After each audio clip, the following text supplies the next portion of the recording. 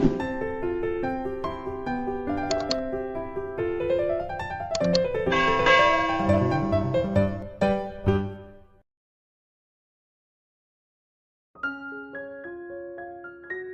should eat your lunch on time. Kaya sumasakit yung ulo mo dahil madalas ka sigurong nalilipasan ng gutom. Hindi nakatinging sabi ko. I'm not usually hungry at this time. Kasi nga, sananay mo yung sarili mo na hindi kumakain sa oras ng pagkain. Sermon ko. He was really like my dad sometimes. Kaya si mommy ay madalas tumawag sa kanya tuwing tanghali dahil hindi nito naaalala ang pagkain kapag nauunahan ng trabaho. Kung hindi rin siya busy sa restaurant ay pumupunta mismo siya sa opisina ni Daddy para masabayan ito sa pagkain. Are you scolding me for not eating on time? Maya-maya tanong nito na titig na sa akin. Natigil ako sa pagmuya at agad na nag-iwas ng tingin. Ngayon ko lang na-realize sa mga pinagsasabi ko sa kanya kanina. I'm sorry. I was just carried away. Sabi ko at saka uminom ng tubig. Pumangalumbaba siya at tinitigan ako. What if ma-carried away din ako sa pag-aalala mo? Papanagutan mo ba ako? Mahinang tanong niya. Hindi makapaniwalang sinalubong ko ang tingin niya. It's so obvious that he was trying to flirt with me again. I rolled my eyes at him. Pwede ba, Kiran? Wag na wag mo ko susubukan landiin. It's not like I didn't know your reputation. Prangka kong sabi sa kanya at saka umismid. Humalakak siya na parang aliw na aliw sa mga sinasabi ko. You trust the medyo too much, sweetheart. Sabi lang nito at humalukip-kip. Hindi ako sumagot at inirapan lang siya. You shouldn't trust them that much. They tend to exaggerate things and confuse the people to dig deeper. They never care about the truth as long as they're making money. Seryosong sabi nito. Umismid ulit ako. Maybe because you flirt too much and too often, kaya may nakikita sila. Wala namang uso kung walang apoy. Humalukip-kip ako. Nanliit ang mga mata niya at umiling. Sabi nito at sarkastikong tumawa. It's the first time that the media got into my nerves. I feel like crushing all of them. Ano kaya kung magpasara ko na isa? Tumaas ang kilay niya. Nalaglag ang pangako. Mukhang napikon yata siya sa sinabi ko. Kinagat ko ang ibabang labi. Why can't you shut your mouth and just eat your food, Hannah? I was about to say something when some woman approached him. So, you are really here, huh? Maartang sabi nito na kay Kiran lang nakatutok ang mga mata na parang wala ako doon. Tumaas ang kilay ko. She looked familiar. I am sure I saw her somewhere. Nilinga siya ni Kiran pero hindi nginitian. Christy, hi.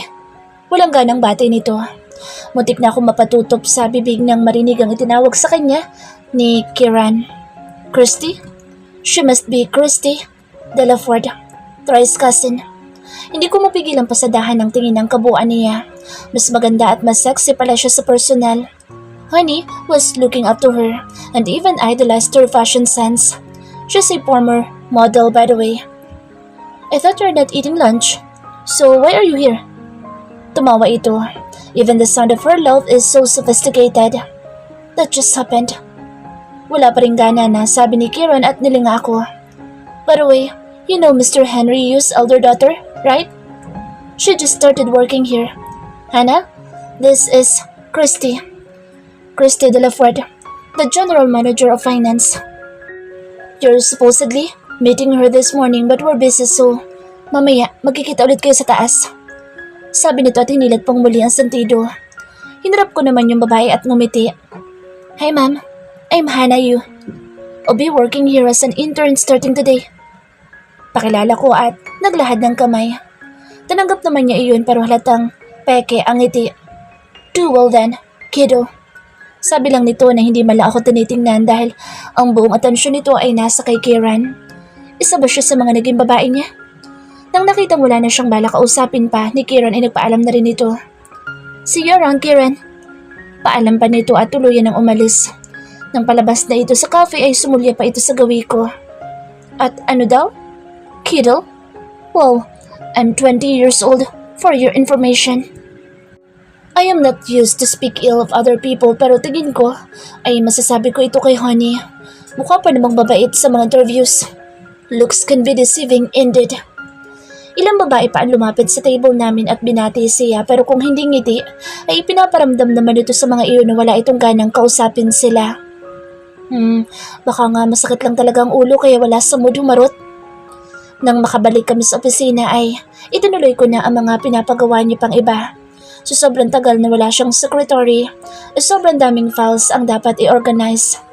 Naisip ko na kaya siguro sobrang dami niyang trabaho ay wala man lang nag-aayos ng mga simpleng bagay katulad nito. Maraming files doon na matatagal na pero nasa filing cabinet pa. I wanna dispose it so there will be enough space for the new ones. Ibinukod ko na ibinukod ang mga iyon at inilagay sa isang box. Lumapit ako sa table niya para magtanong kung saan ko pwedeng dalhin iyon. Napasulyap siya sa akin at iniikot ang swivel chair para maharap ako. Why, are you tired? Tanong niya at sinuri ako. Hindi ko alam kung ganoon lang siya talaga magsalita pero I find his voice so gentle when he's talking to me. Parang ang lambing-lambing niya kasi. Hindi ko tuloy mapigilang isiping nilalandi niya ako kapag ganito siya. I remove all the old files in your cabinet. Saan ko ba pwedeng ilagay? Itinuro ko ang box na nasa ibabaw ng table ko. Sinundan naman niya iyon ng tingin at dilinga ang paligid. Leave it there.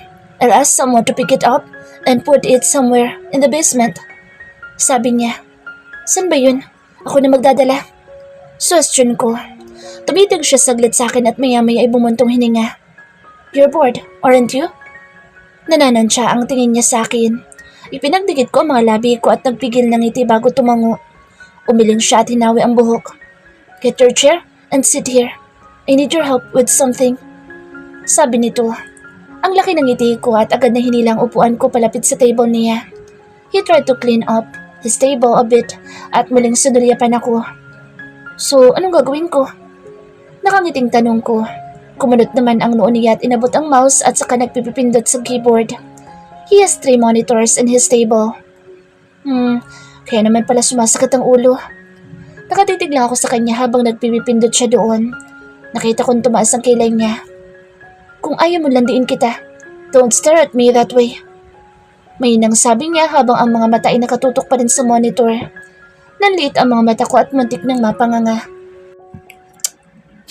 I'm not staring. Iniintay ko lang na matapos ka dyan. Sabi ko't inirapan siya sabay dumikwatro ng upo. Huli na nang ma-realize kong magkatabi lang pala kami at halos magkadikit ang mga tuhod. Agad na bumaba ang tingin niya sa hita ko at saka hindi makapaniwalang nag-angat ng tingin sa akin. He opened his mouth to say something pero hindi niya maituloy iyon. Nabitawan niya ang mouse at napapikit siya ng mariin habang kinakagat ang ibabang labi at frustrated na sumandal sa upuan niya. Hindi ko mapigil ang matawa dahil sa itsura niya. You're not letting me work on peace, huh? Reklamo niya habang hinihilamos ang kamay sa muka. The top of his ear was so red. Sorry. Natatawa kong sabi at tinawakan ng braso niya. Sige na, turuan mo na ako. Umungol siya para magreklamo sa paghawak ko. Should I just send you home instead? Sabi pa nito na lalo kong ikinatawa. Kitang-kita ko ang pagpipigil niya na hawakan ako kaya natatawa ko sa facial expressions niya. Ang laki ng ngiti ko nang hindi sinasadya'y mapatingin ako sa gawi ni Joel. Nagsalubong ang mga mata namin. Kudot ang noo niya at mukhang iritado. Tumaas ang kilay ko at napairap sa hangin. What did he expect? Magmumukmuk ako na dahil sa ginawa niya? In his dreams. Mabilis ang oras kapag nasa opisina na ako at nagsisimula na ang araw. Yun ang napansin ko mula nang magsimula ako magtrabaho bilang intern ni Kiran. Hindi ako naipakilala sa mga managers during my first day kaya nang sumunod na araw ay formal na ako ipinakilala ni Kiran sa kanila. Gaya ng inaasahan ay nakaharap ko ulit si Christy de la Ford na siyang general manager ng finance. Nalaman ko na kaka-take over niya lang ng posisyon na iyon para mahasa sa magiging posisyon nito sa YS. I've also met some familiar faces. Ang mas ikinagulat ko ay ang makita ang pinsan ni Kira na si Boris Samaniego, which I've got a crush during my first year in college. He transferred school on the next year kaya wala na rin ako naging balita sa kanya. I was really surprised to see him here at ang mas nakakagulat doon ay nang ini-approach niya na ako at i-recognize na dati niyang schoolmate. Nakakapanibago dahil tuwing mayroong morning meeting sa ina-approach niya ako. Ngayon ay Friday at sa wakas ay mararanasan ko ng aking first ever weekend rest after this hectic first week of work. Good morning! Bati sa akin ni Love. Isa siya sa mga accountant dito at nakilala ko siya nang minsang siya ang pumalit sa secretary ni Boris sa pagkuha ng minutes noong nakaraang meeting. Madaldal siya at halos matanda lang sa akin ng 1 taon kaya nagkasundo kami kaagad. Nginitian ko siya. Morning. Aga mo yatang mga pitbahay. Nakangiting sabi ko dahil magkatabi lang halos ang office namin. Tumawa siya at sinabayan ako sa paglalakad papasok sa opisina namin. It's Friday. Friday na? Payday pa. Nakangiting sabi nito at pabirong pumunta sa table ni Kieran at umupo doon. I rolled my eyes when she naughtily smelled the back of his chair. Ang bango talaga ng ulam dito. Sabi niya na ang tinutukoy na ulam ay ang mga gwapong empleyado sa kumpanya. And it's so obvious kung sinong ulam ang tinutukoy niya ngayon. Huwag mo nang pangarapin ng ulam dito dahil marami nang nakatikim doon. Sabi ko at sumandal sa table. Mukhang mas lalo naman siyang na-excite dahil sa sinabi ko. Yun nga, masarap tikman dahil mabenta. Ibig sabihin nun, masarap talaga. Sabi niya at kunwari ay nagpunas ng sariling laway. Tumawa ko. Manyak mo. Tukso ko sa kanya. Wala ka bang boyfriend at kung sino-sino ang pinagnanasaan mo? Umasa mamukha niya. Wala na, no? Nakalukip-kip na sagot niya. Andoon at may bago na kaagad na kinakalantari ang gago.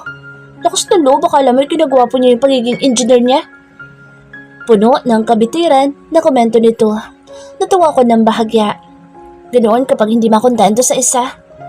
Sangayon ko at agad na napairap nang maalala ang ginawa ni Joel. To think that we were seeing each other every day in school, even on weekends. Yun pala ay nakakagawa po siya ng paraan para sumalisi. Napatingin ako kay Love nang bigla siyang mapatayo at mapatingin sa pintuan. Iniwan ko nga palang nakabukas iyon kaya hindi ko na malayang may pumasok na pala. Good morning! Masiglang bati ni Love sa dumating na si Joel. He was just standing there and he looked stunned. Did he hear what I said? Umismid ako at umayos ng tayo. Well, that's the truth. Kaya pakialam ko ba kung narinig niya?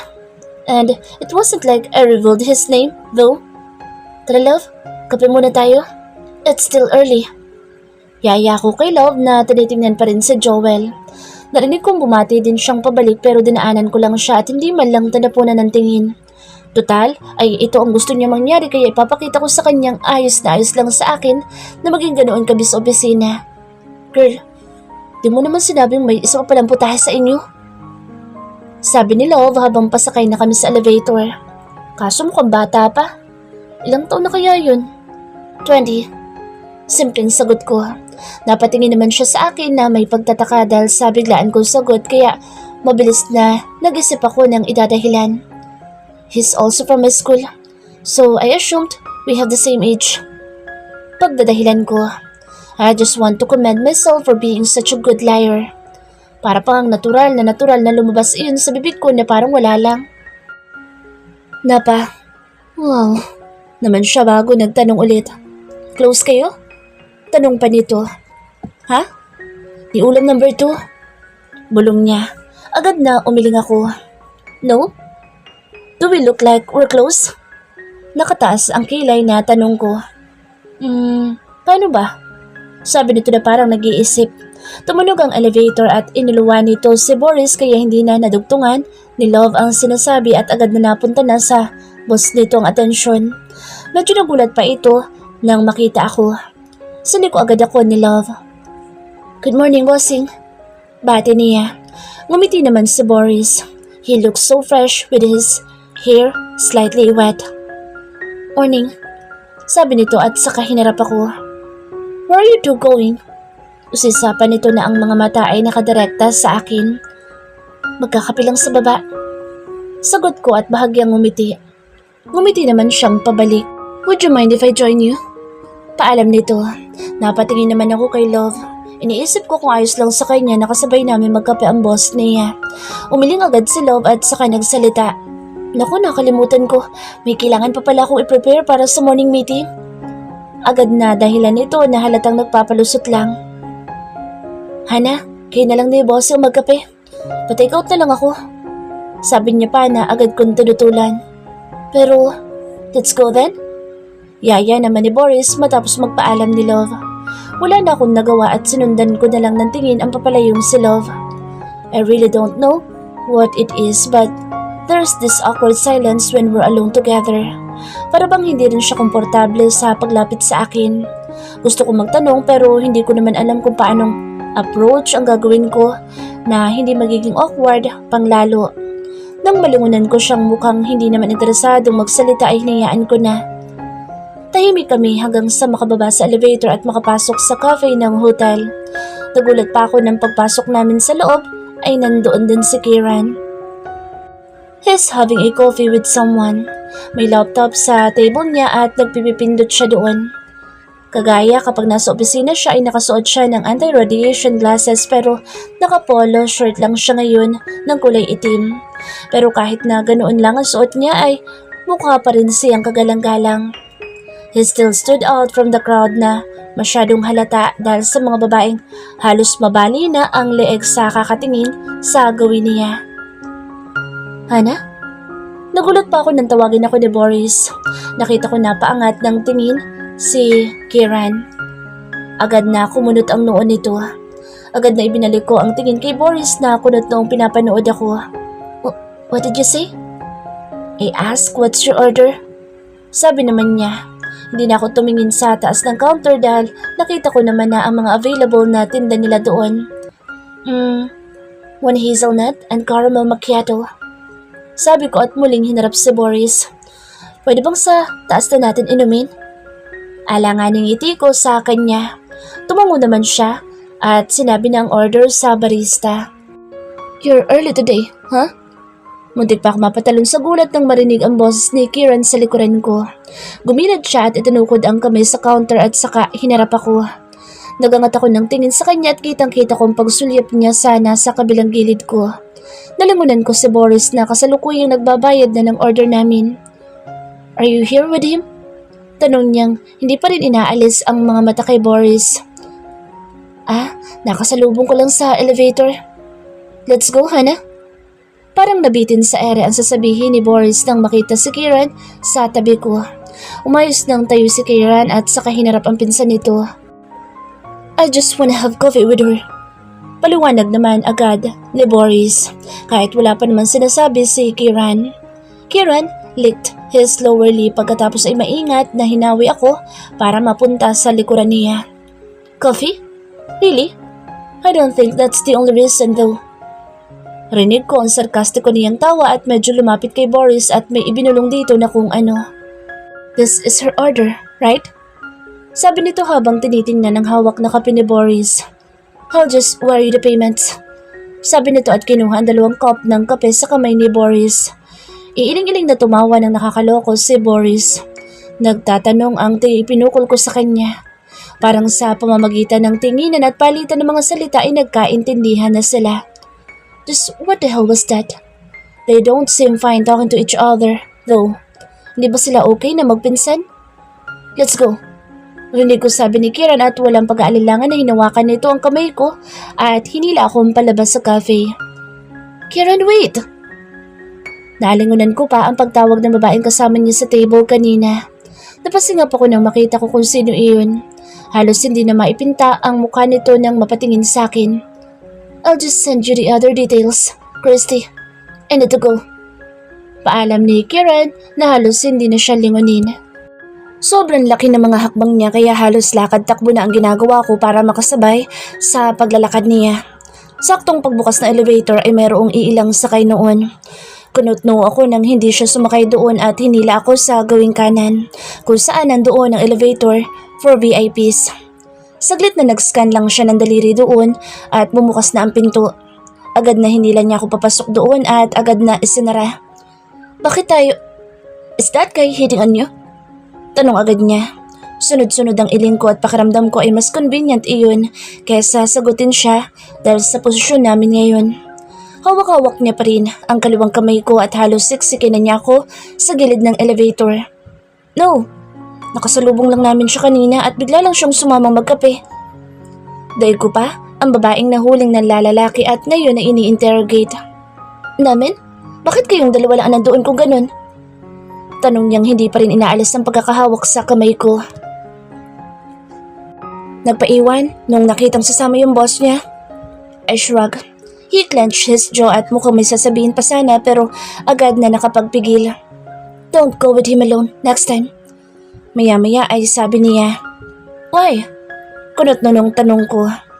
Manager siya dito at may posibilidad na makasama ko pa siyang magkape ulit sa susunod kung magyayaya pa ulit siya. Siya naman ngayon ang kumunot ang noo at tinitigan ako. Just don't. Mariin niyang utos habang titig na titig sa akin. I looked away and didn't say anything. Answer me, Hana. Naging malumanay ang boses niya. Hindi pa rin ako sumagot at itinagilid ang muka. Ayoko mangako dahil hindi naman ako sigurado kung hindi na ulit mauulit ang nangyari kanina. At hindi ko rin maintindihan kung ano ikinagagalit ni Kieran ngayon. Hana, tawag niya ulit. Napairap na ako. Naramdaman kong pinisil niya ang kamay ko na hawak niya kaya napatingin ako doon. Narinig ko ang buntong hininga niya bago ako itulak pasandal sa dingding ng elevator. Lalaki ang mga mata ko nang ipinid niya ang mga kamay ko sa dingding. Kieran! Bulas ko at namimilog ang mga mata habang hindi makapaniwalang nakatingin sa akin niya. Now you're talking. He chuckled. Ang tawa niya ay sobrang nakakahawa kaya pilit kong kinagat ang labi ko para pigilan ang pagngiti ko. Buset naman lalaki to. Nang mapasulyap ako sa mukha niya ay huling-huli ko ang paninitig niya sa mga labi ko. Tinigilan ko ang pagkagat doon at pinilit na magsalita. I'll try. Okay? Halos mautal ako dahil sa nakikitang kaseryosohan ng mukha niya. Unti-unting gumalaw ang labi niya at ngumisi. Nahigit ko ang hininga na inilapit niya na nang sobra ang mukha sa akin. Halos mapapikit ako nang tumagilid ang mukha niya at inilapit ang labi sa mga labi ko. Good girl. Sabi niya na parang ibinubulong iyon sa mga labi ko nang hindi man lang lumalapat pero ramdam na ramdam ko mainit na hininga niyang tumatama doon. Marahang idinikit niya ang dulo ng ilong niya sa ilong ko bago niya inilayo ang mukha at umatras ng konti para abutin ang button ng elevator. I closed my eyes as I realized I was being seduced by this man war. Nang mag-lunch ay sa pantry ako kumain kasama si Love. Si Kieran ay mayroong bigla ang luncheon meeting kaya hindi kami magsasabay ngayon. Naisip niyang ipasabay ako kay Nanay Rodora pero nag-half day lang pala ito dahil inatake ng matinding migraine. Pauwi na ako nang makasalubong ko si Love at yayain akong kumain sa pantry. Nakapag-text na ako kay Mommy na uuwi ako kaya itinext ko siya ulit para sabihin hindi na ako uuwi. Nagpabili na lang ako ng pagkain sa bodyguard ni Kieran na iniwan niya para maghatid sana sa akin pag-uwi. Ang dami naman ito kuya. Sabi ko nang iabot ng bodyguard ni Kieran ang binili niya para sa magiging lunch ko.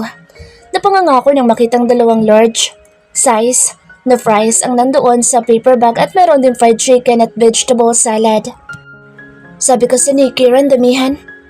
Nagkakamot sa batok na sabi nito. Inialok ko ang iba sa kanya pero tumanggi ito at sinabing nakabili na rin ng sariling pagkain. Tumango na lang ako at nagpasalamat bago pinuntahan ang pwesto na napili ni Love. Kasalukuyan siyang naglalabas ng packed lunch at pasulyap-sulyap sa akin. Gutom na gutom? Nakataas ang kilay niya nang mapatingin sa mga inilabas kong pagkain. Napailing ako. Kuha ka? Ang dami ipinabili ni Kieran. Hindi ko yun mauubos lahat. Sabi ko at kumagat sa fries na pinulot ko. Pumulot din siya at nakataas ang kilay habang tinitingnan ako. Bakit? Nagtataka lang kasi ako kung bakit palagi kayong magkasabay kumain ng lunch ni Sir Kieran. Hana, sabi nito sa pagitan ng pagmuya. Why? It's not like he's never seen in public eating lunch with a girl. Kaswal na sabi ko habang iginagala ang paningin sa kabuuan ng pantry. Halos mapasingap ako nang mahagip ng mata ko ang isang pamilyar na likod. Likod pa lang ay kilalang kilala ko na. Ikaw ba? Saan kumukuha ng source mo, ha? Sabi niya na hindi ko nakuha agad dahil sandaling na-focus ang atensyon ko sa gawin ni Joel. Inalis ko ang tingin sa gawin niya at itinoon ang atensyon kay Love na naghihintay sa isasagot ko. What do you mean? Litong tanong ko dahil hindi ko masyadong nakuha ang sinabing niya. Yung mga sources mo ng chismis tungkol kay Sir Kieran, kako? Ulit niya habang patuloy sa pagkain. Tumangutang ako at nagpaliwanag. Saan pa nga ba? Ito sa mga entertainment pages sa social media. Nagkibit-balikat ako.